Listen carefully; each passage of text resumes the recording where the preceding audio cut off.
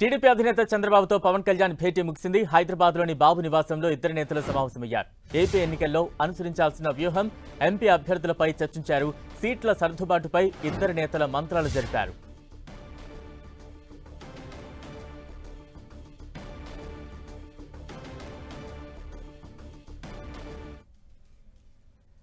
చంద్రబాబుతో పవన్ కళ్యాణ్ భేటీ ముగిసింది. తాజా అప్డేట్స్ అందించేందుకు మా ప్రతినిధి రవిచంద్ర సిద్ధంగా ఉన్నారు. రవిచంద్ర, ఎటువంటి అంశాలు ఈ భేటీలో ప్రధానంగా చర్చకు వచ్చాయి? ఎంతసేపు ఈ భేటీ కొనసాగింది?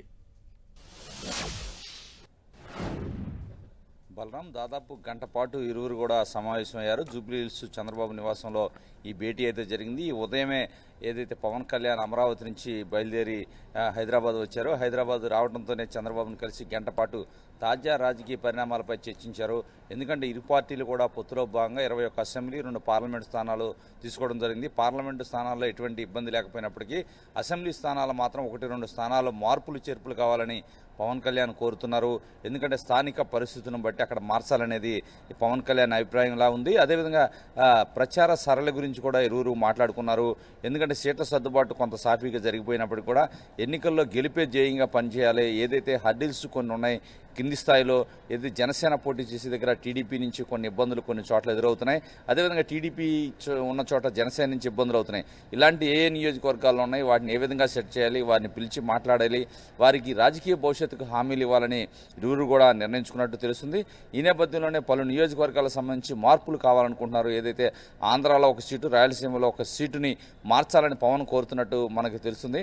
అడ్జస్ట్మెంట్ ఏదైతే మ్యూచువల్ అండర్స్టాండింగ్లో భాగంగా కొన్ని సీట్లు మారవాలంటున్నారు. విశాఖ సిటీలో కూడా ఒక సీటు మారవాలనేది పవన్ అభిప్రాయంగా తెలుస్తుంది. ఏదేమైనా మొత్తానికి సంబంధించి ఎన్నికల ప్రచారం చంద్రబాబు 26 నుంచి ప్రారంభిస్తున్నారు ప్రజాకాలం పేరుతో. అదేవిధంగా వారాహి యాత్ర 27 నుంచి పవన్ కళ్యాణ్ ఉత్తరాంధ్ర నుంచి కూడా మొత్తం కూడా ప్రారంభిస్తున్నారు. ఈ నేపథ్యంలో ప్రచార సరళి ఏ విధంగా ఉండాలి, ఎటువైపు నుంచి ఎవరు రావాలి, ఏ విధంగా ప్రచారం ఉండాలి, అదేవిధంగా జాతీయ నేతల ప్రచార సరళి గురించి కూడా వీరు చర్చించుకున్నారు. ఇప్పటికే ప్రధాని నరేంద్ర మోడీ ఒక సభకి, చిలకలూరిపేట సభ గ్రాండ్ సక్సెస్ అయింది. అదే స్థాయిలో 2-3 సభలు ఉండే అవకాశం ఉంటుంది. ఒకటి విశాఖలో, మరొకటి తిరుపతిలో ఉండే అవకాశం ఉందని ఇరువురు కూడా అభిప్రాయపడినట్టు తెలుస్తుంది. అదేవిధంగా జాతీయ నేతలు ఎవరైతే నడ్డా కావచ్చు, నితిన్ గడ్కరీ, అదే అమిత్ షా, ఇలాంటి నేతలను కూడా ఎక్కడెక్కడ తీసుకురావాలి, ఉమ్మడి అందరూ కలిసి కార్యక్రమాలు చేయాలి, తదితర అంశాల గురించి మాట్లాడుకున్నారు. అదేవిధంగా బీజేపీ లిస్టు కూడా ఇప్పుడు వరకు ఫైనల్ కాలేదు. 1-2 రోజుల్లో బీజేపీ లిస్టు కూడా ఖరారైన తర్వాత 3 పార్టీలు కలిసి ఉమ్మడి ప్రచారం కూడా నిర్వహించాలి. స్థానికంగా కింది స్థాయిలో కూడా 3 పార్టీలు కలిసిపోవాలనే విధంగా కూడా వీరు చర్చించుకున్నారు. అధికార పార్టీ వ్యూహాలకు దీటైన వ్యూహాలు అవలంబించాలని కూడా ఈ నేతలు అయితే చర్చించుకున్నారు. ఎందుకంటే ముఖ్యంగా నందమూరి బాలకృష్ణ కూడా ప్రచారం చేయాలని నిర్ణయించుకున్నారు. నేపథ్యంలో బాలకృష్ణ ప్రచారం ఏ విధంగా ఉండాలి, లోకేష్ కావచ్చు, భువనేశ్వరి ఇప్పటికే ప్రజాక్షేత్రంలో తిరుగుతున్నారు. అదేవిధంగా నందమూరి బాలకృష్ణ కూడా తిరగబోతున్నారు. రాబోయే రోజుల్లో అధికార పార్టీ ఏ విధంగా వెళ్తుంది, దానికి కౌంటర్గా ఏం చేయాలి, అదేవిధంగా మేనిఫెస్టో గురించి కూడా ప్రధానంగా చర్చించుకుంటున్నారు. ఎందుకంటే ఎన్నికల సమయం కొంచెం ఆలస్యం అయిన నేపథ్యంలో ఏదైతే మేనిఫెస్టోని కొంత లేట్ చేశారో, ఒక 10 రోజుల్లో మేనిఫెస్టో కూడా రిలీజ్ చేయాలని భావిస్తున్నారు. ఎందుకంటే ఏప్రిల్ 19 వరకు కూడా నోటిఫికేషన్ వచ్చే సమయం ఉంది.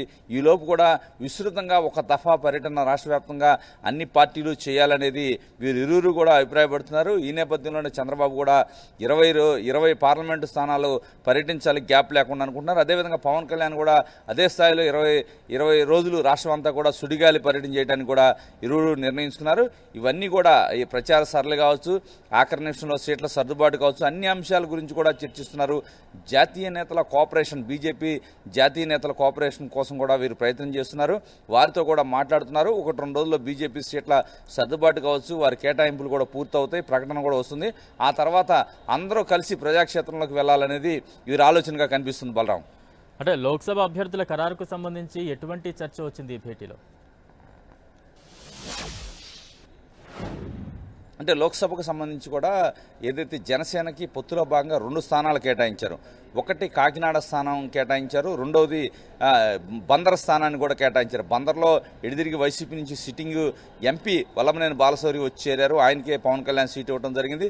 ఏదైతే కాకినాడలో మాత్రం ఉదయ్, ఏదైతే టీ టైమ్స్ ఓనర్, ఏదైతే ఇప్పుడు వరకు కూడా పిఠాపురం ఇన్ఛార్జిగా ఉన్నారో ఆయనకి పవన్ కళ్యాణ్ మొన్నే బహిరంగ ప్రకటన చేశారు, ఆయనకి ఇస్తారని. ఈ 2 పార్లమెంట్ స్థానాల్లో ఎటువంటి వివాదం లేదు, వారు పనిచేసుకుంటున్నారు.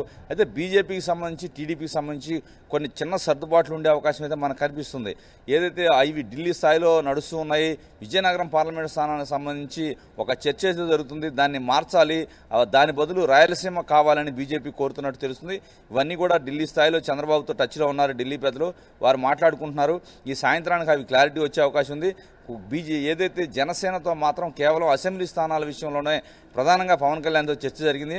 పవన్ కళ్యాణ్ ఆలోచన ప్రకారం 1-2 స్థానాలు అటు ఇటు మార్చుకోవాలి మ్యూచువల్ అండర్స్టాండింగ్లో భాగంగా అనేది పవన్ కళ్యాణ్ ఆలోచనలా కనిపిస్తుంది. ఏదేమైనా ఒక సాయంత్రానికి ఈ చర్చలన్నీ కూడా ఒక కొలిక్కి వచ్చిన తర్వాత ఫైనల్గా రేపు బీజేపీ లిస్ట్ రిలీజ్ చేస్తుంది. మిగిలిన స్థానాలు కూడా వీరు కూడా 1-2 రోజుల్లో లిస్ట్ రిలీజ్ చేసే అవకాశం ఉంది. Balaram. Right, thank you Ravichandra.